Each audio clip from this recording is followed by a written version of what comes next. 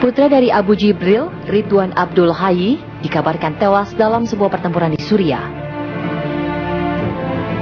Kabar itu disampaikan pengamat terorisme Al-Qaidar melalui akun Facebooknya. Ridwan dikabarkan tewas dalam sebuah pertempuran memperebutkan kota Idlib pada Kamis sore waktu setempat. Ridwan tewas setelah terkena tembakan dari tank pasukan pendukung Presiden Suriah Bashar al-Assad. Ridwan sendiri tergabung dalam pasukan Jabhat al-Nusra.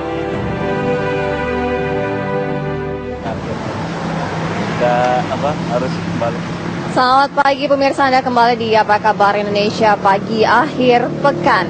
Dan saya sudah bersama dengan sejumlah narasumber saya akan membahas mengenai jaringan ISIS yang sudah mulai masuk di Indonesia. Selamat pagi, ada Kabak Pedum Divisi Humas, Pak Rikwanto. Selamat pagi. Ya, ada juga Pak Al-Haidar dari pengamat radikalisme ataupun pengamat terorisme.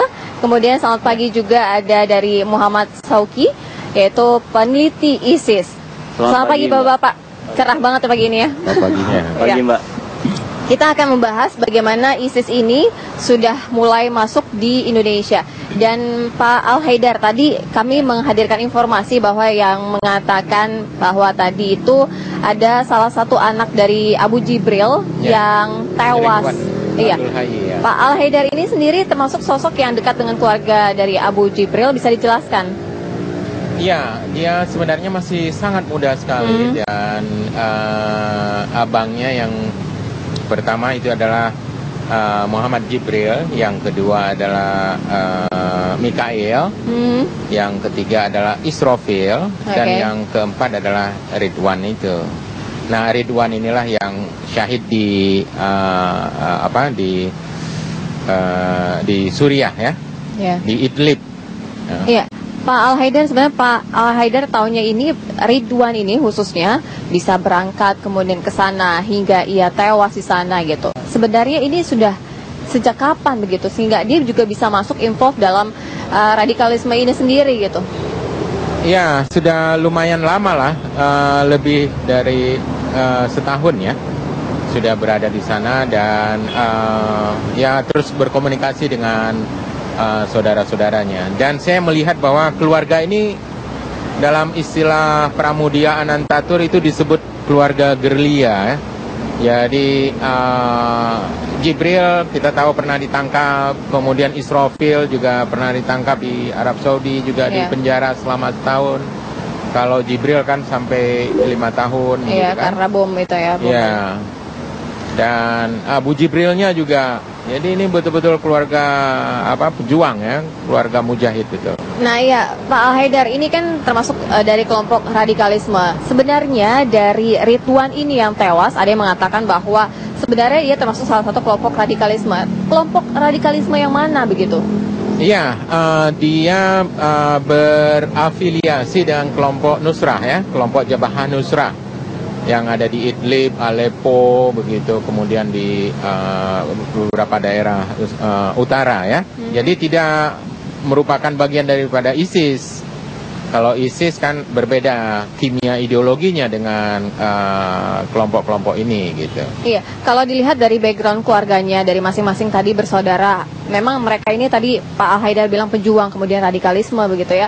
Yeah. Sebenarnya dari mereka sendiri, termasuk Ridwan ini, posisinya di Indonesia ini seperti apa begitu dalam radikalisme ini gitu? Iya, di Indonesia sebenarnya terpecah menjadi dua ya. Kelompok-kelompok jihad itu ada yang mendukung ISIS, ada yang mendukung Jabhat Nusrah.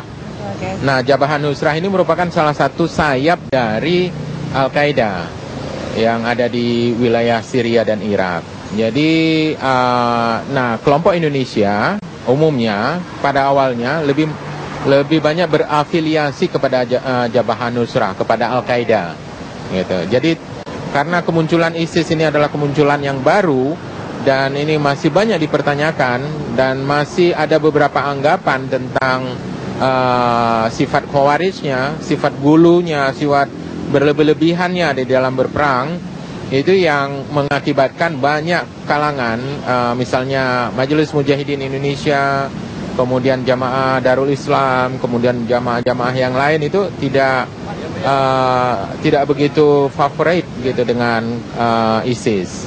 Sementara kelompok-kelompok yang lebih radikal umumnya suka dengan ISIS karena memang gayanya yang ini ya, yang agak berani, brutal begitu. Iya, Pak Haidar, sebenarnya dari kita membahas lebih ke Ridwan ini sendiri. Ini dia kan termasuk sosok yang masih muda, tapi sudah terlibat. Sebenarnya kalau Pak Haidar termasuk sosok yang dekat gitu dengan keluarga Abu Jibril, apakah ada doktrin dari keluarga sehingga dia berpikiran untuk seperti itu gitu, masuk kelompok radikalisme sendiri? Oh iya. Doktrin dari keluarga itu sangat kuat ya. Seperti apa doktrinnya? Doktrinnya ya penanaman nilai-nilai keagamaan ataupun internalisasi nilai-nilai keagamaan itu oleh Abu Jibril itu sangat kuat. Beliau membuat boleh dikatakan kompilasi dari semua doktrin tersebut di dalam bukunya itu Lelaki Soleh. Nah, kebetulan karena banyak anaknya yang memang laki-laki dan itu dipersiapkan oleh Abu Jibril untuk menjadi mujahid-mujahid muda. Dan dari buku tersebut kita bisa melihat bahwa itu adalah kompilasi dari doktrin-doktrin ataupun dogma-dogma dan ajaran-ajaran yang dicoba internalisasikan kepada anaknya, termasuk juga kepada Ridwan Abdul Hayy ini. Iya, Pak Al-Haidar, lalu apa sebenarnya tujuan dari Abu Jibril memberikan tadi ataupun doktrin ya yang disampaikan kepada anak-anak? Ya, tujuannya mereka mempersiapkan sebuah generasi yang memang bisa menjemput jihad, kesyahidan. Karena kesyahidan inilah merupakan amalan tertinggi ya. Jadi kan banyak orang berpikir bahwa jika memiliki anak itu pengennya jadi dokter, jadi insinyur, jadi apa begitu ya.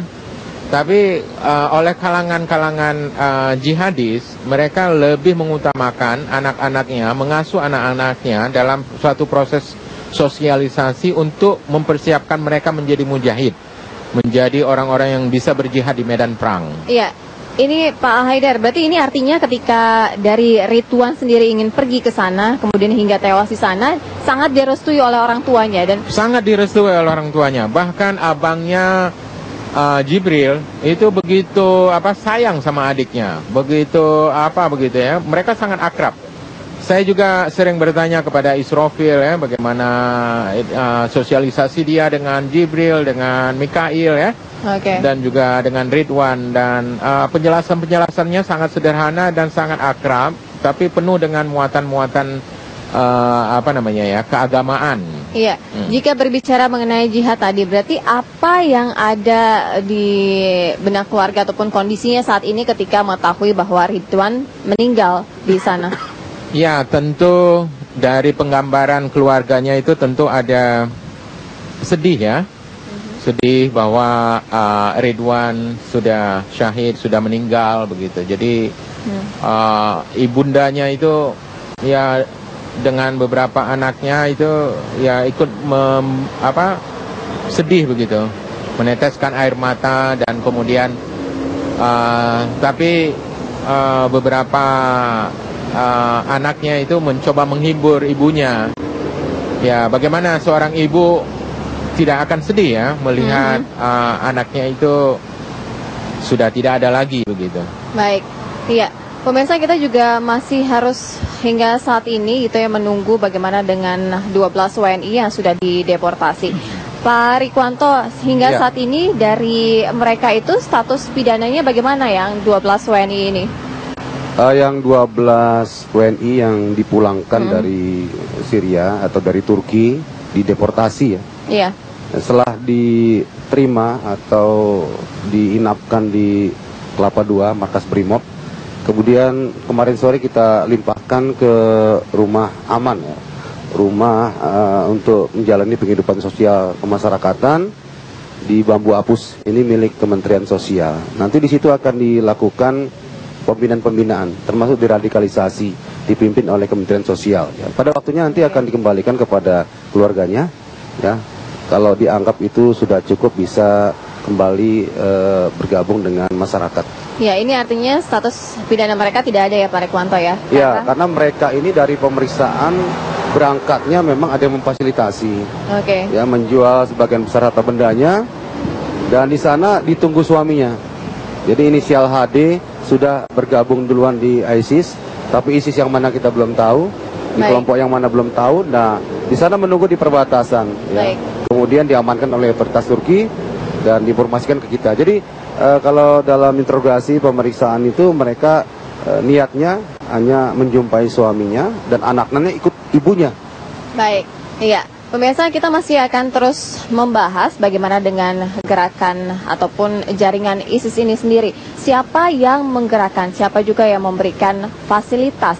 Kemudian kita juga akan membahas mengenai jalur yang akan disampaikan oleh Dr. Sauki, bagaimana jalur masuknya ISIS. Tetaplah bersama kami di Apa Kabar Indonesia akhir pekan.